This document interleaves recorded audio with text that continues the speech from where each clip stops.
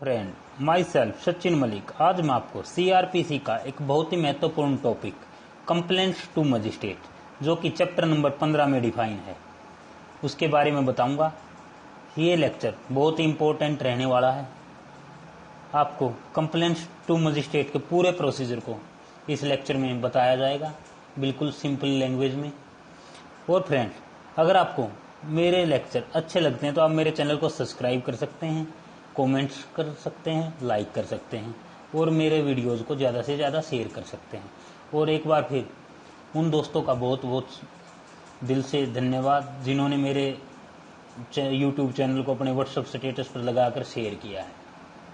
अब शुरू करते हैं फ्रेंड्स लेक्चर जो कि सीआरपीसी के चैप्टर नंबर 15 से है, कंप्लेंट्स टू मजिस्ट्रेट, जो कि सेक्शन 200 से 203 तक डील करता है। सबसे पहले हमें ये पता होना चाहिए जब कोई ऑफेंस होता है उसकी रिपोर्ट करने के दो तरीके होते हैं। फर्स्ट एफआईआर, दूसरा complaint. FIR only cognizable offence में होती है जो कि सेक्शन 154 में डिफाइन है एफआईआर का प्रोसीजर। लेकिन एफआईआर की डेफिनेशन सीआरपीसी में कहीं पे भी डिफाइन नहीं है। मैंने लास्ट वीडियो बनाया था, अब वो चेक कर सकते हैं एफआईआर पे। अब बात करें दूसरा प्रोसीजर कंप्लेंट।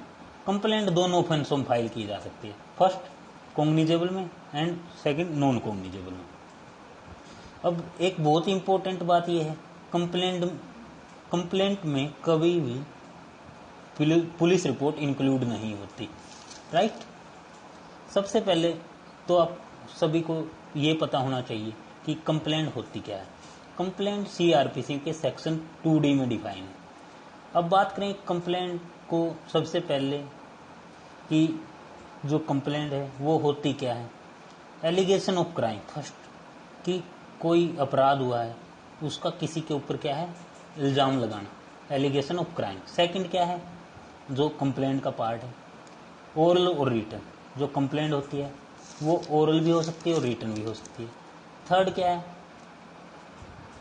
नॉन अननोन के खिलाफ हो सकती है। अननोन इसलिए क्योंकि बहुत से क्राइम ऐसे होते हैं जिसमें एक्यूज की पहचान नहीं होती, like hit and run cases में, इसलिए अननोन नोन की बात करता है। अब बात करें फ्रेंड सेक्शन 200 की, एग्जामिनेशन ऑफ कंप्लेंट के बारे में बात करता है। मतलब मजिस्ट्रेट के द्वारा जांच करना, जब कोई कंप्लेंट फाइल होती है उसकी कोर्ट में, तो मजिस्ट्रेट क्या करेगा, कंप्लेनेंट को एग्जामिन करेगा और जो कंप्लेनेंट के गवाह हैं जिनको विटनेस बोलते हैं उनको रिकॉर्ड किया जाएगा। फिर जो मजिस्ट्रेट है, मजिस्ट्रेट के साइन होंगे, कंप्लेंट के साइन होंगे और कंप्लेंट विटनेस के साइन होंगे उनकी स्टेटमेंट पे, ठीक है। लेकिन दो कंडीशन हैं जब कंप्लेंट एंड उसके विटनेस की स्टेटमेंट रिकॉर्ड नहीं की जाएगी। फर्स्ट, कोई कंप्लेंट है किसने दी है, पब्लिक सर्वेंट ने दी है। सेकंड, कोर्ट के द्वारा या पुलिस के द्वारा दी गई है। और जो मेन जो सेकंड बात बोलता है कि जब कोई कंप्लेंट अंडर सेक्शन 192 में मजिस्ट्रेट के द्वारा फॉरवर्ड की गई है, जो एक मजिस्ट्रेट दूसरे मजिस्ट्रेट को जो कंप्लेंट फॉरवर्ड करता है, जो दूसरा मजिस्ट्रेट है उसको पावर नहीं है कि वो कंप्लेंट को और उसके विटनेस को एग्जामिन करे दोबारा से, राइट, जिस भी मजिस्ट्रेट को कंप्लेंट फाइल की गई है। ये बहुत ही मोस्ट इंपॉर्टेंट बात है फ्रेंड। अब बात करें फ्रेंड सेक्शन 201 बताता procedure by magistrate not competent to take cognizance of the cases. ये बताता कि प्रोसीजर क्या है, कि प्रोसीजर क्या अडॉप्ट किया जाएगा जो वो केस मजिस्ट्रेट की कोर्ट में आ जाता है, लेकिन जो मजिस्ट्रेट है उसके पास क्या है, कॉग्निजेंस लेने के लिए कॉम्पिटेंट पावर नहीं है। तो सेक्शन 201 दो तरीके बताता है। अगर वो लिखित रूप में कोई कंप्लेंट फाइल होती है तो उसकी कोर्ट में, तो वो उसे क्या करेगा, वापस कर देगा, मतलब डायरेक्ट वापस कर देगा और ये बोल देगा कि जो कॉम्पिटेंट कोर्ट है ना, आप उस कोर्ट में जाइए और कॉम्पिटेंट कोर्ट में उस केस को भेज देगा, उस कंप्लेंट को भेज देगा और विथ क्या, इंडोर्समेंट क्या, ऑल डॉक्यूमेंट के साथ, राइट। फर्स्ट तो ये बताता है कि 202 में कि procedure by magistrate not competent to cognizance, कि कोई किसी मजिस्ट्रेट के पास कंप्लेंट फाइल करता है कोई बंदा, उसके पास कॉम्पिटेंट कॉग्निजेंस लेने की पावर नहीं है उस कंप्लेंट के बिहाफ पे, और वो जो कंप्लेंट है वो रिटर्न में है, तो दो तरीके बताता है। अगर कंप्लेंट रिटर्न में है तो मजिस्ट्रेट उसको वापस कर देगा कि मैं वो ये बोल के कि मेरे पास कॉम्पिटेंट कॉग्निजेंस लेने की पावर नहीं है, मतलब वो केस मेरे पास नहीं चलता, तो वो इंडोर्समेंट के साथ उसे दूसरी कोर्ट में भेज देगा जिसके पास कॉम्पिटेंट पावर है केस को डील करने की। दूसरी क्या कहता है कि कोई कंप्लेंट लिखित रूप में नहीं है, रिटर्न में नहीं है, और ओरली मतलब बताया जा रहा है मजिस्ट्रेट को, तो मजिस्ट्रेट डायरेक्ट बोल देगा कि हमारी कोर्ट को कॉम्पिटेंट नहीं है इस कंप्लेंट को चलाने के लिए, राइट। और वो दूसरी कोर्ट के लिए जिसके पास पावर है उसके लिए बोल देगा कि आप वहाँ जाइए और वहाँ पे कंप्लेंट फाइल कीजिए, राइट। एक केस था इसमें बहुत ही most important, Rajendra Singh versus state of Bihar 1984 का, CRJL 2277 पेज में। इस केस में क्या था कि एक्यूड को एक्विटल कर दिया गया, ये कह के कि कोर्ट को कॉम्पिटेंट कॉग्निजेंस लेने की पावर नहीं है।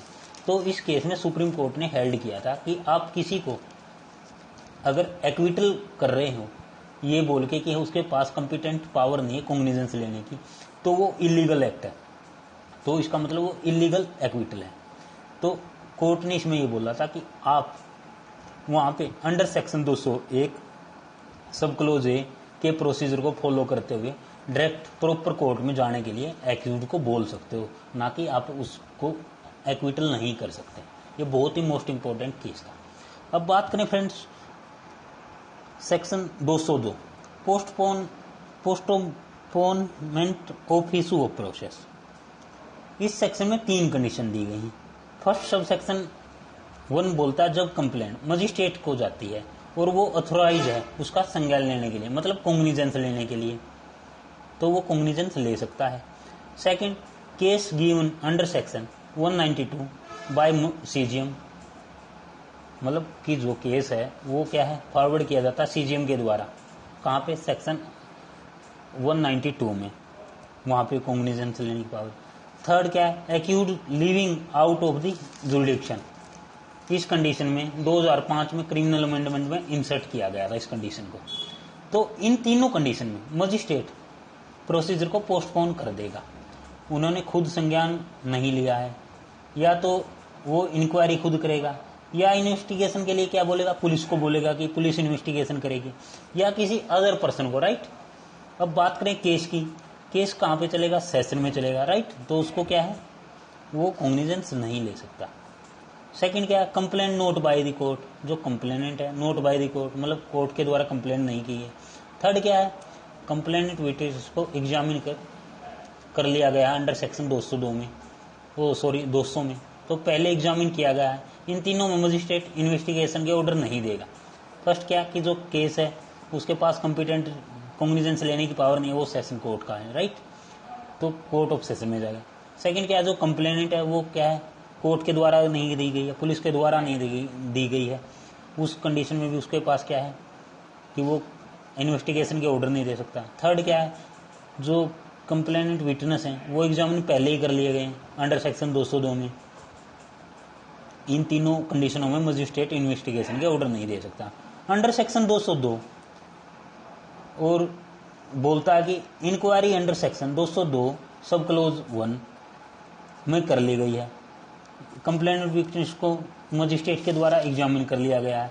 अगर केस सेशन कोर्ट का तो मजिस्ट्रेट ओनली एग्जामिन कर सकता है, और जो ट्रायल है वो ट्रायल हमेशा सेशन कोर्ट में चलेगा। कहने का मतलब ये है कि जो 202 सब क्लोज 1 ये बोलता है कि इंक्वायरी कर ली गई है मजिस्ट्रेट के द्वारा, कंप्लेनेंट विटनेस को क्या है मजिस्ट्रेट के द्वारा एग्जामिन कर लिया गया है। अगर और जो केस है वो सेशन कोर्ट का, तो जो मजिस्ट्रेट है वो ओनली एग्जामिन कर सकता है, लेकिन जो ट्रायल है वो सेशन कोर्ट में चलेगा, बाद में उस केस को कमिट कर दिया जाएगा।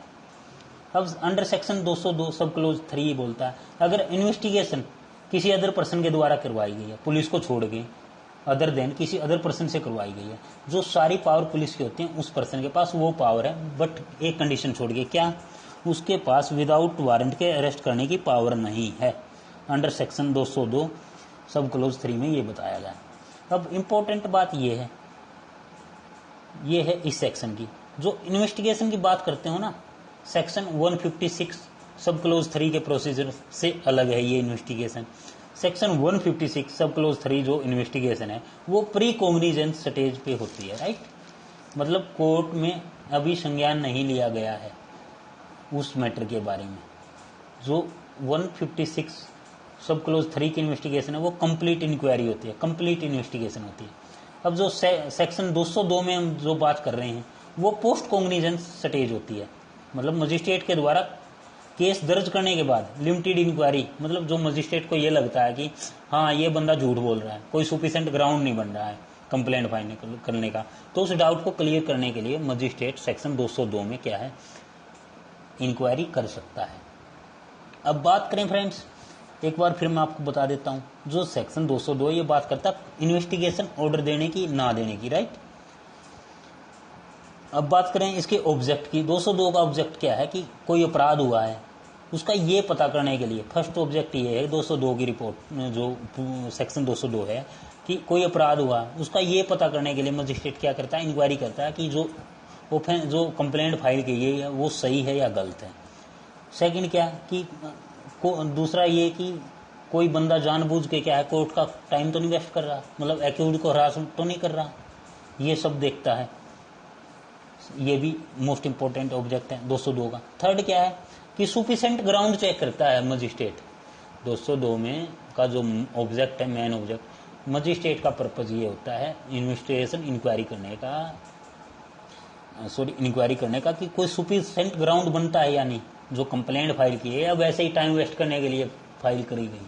तो कोर्ट क्या, जो मजिस्ट्रेट है वो क्या देखता है, केस की सच्चाई देखने के लिए ये प्रोसेस अडॉप्ट करता है। अब बात करें डिसमिसल ऑफ कंप्लेंट की। डिसमिसल ऑफ कंप्लेंट, ये सेक्शन 203 बात करता है डिसमिसल ऑफ कंप्लेंट।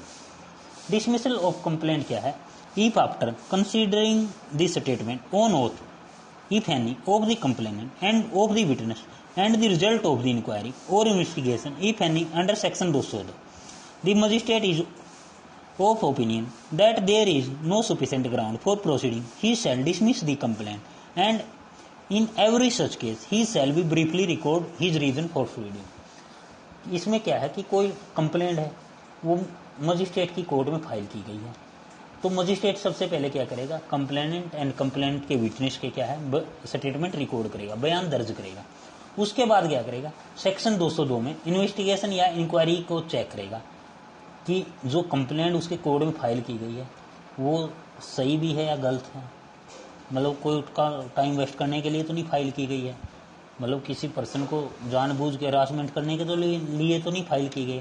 कहने का मतलब है कि मजिस्ट्रेट पूरे सफिशिएंट ग्राउंड चेक करेगा, जो कंप्लेंट फाइल की गई है वो सही है या गलत है। अगर मजिस्ट्रेट को लगता है जो कंप्लेंट है वो गलत है, मतलब सही नहीं है, तो मजिस्ट्रेट क्या है उस कंप्लेंट को डिसमिस कर देगा। और डिसमिस करते टाइम क्या करेगा, रीजन रिकॉर्ड करेगा। ये सेक्शन 203 बोलता है।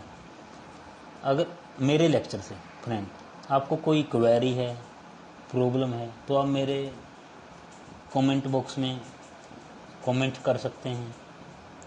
अगर मेरे वीडियोज़ आपको अच्छे लगते हैं तो शेयर कर सकते हैं, मेरे चैनल को सब्सक्राइब कर सकते हैं।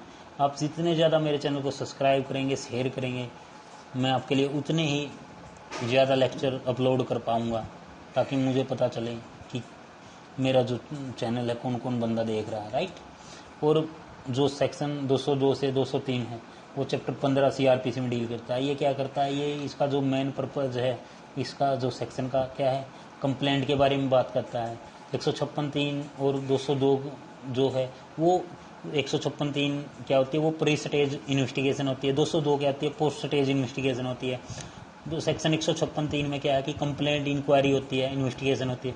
202 में क्या होती है, लिमिटेड इंक्वायरी होती है। जब भी मजिस्ट्रेट को किसी पॉइंट पे डाउट लगता है वो उसी की इंक्वायरी करता है, राइट। यही डिफरेंस है 202 में और सेक्शन 156(3) में, राइट। उम्मीद करूँगा आज आपको मेरा लेक्चर अच्छा लगा होगा, अच्छे समझ में आया होगा।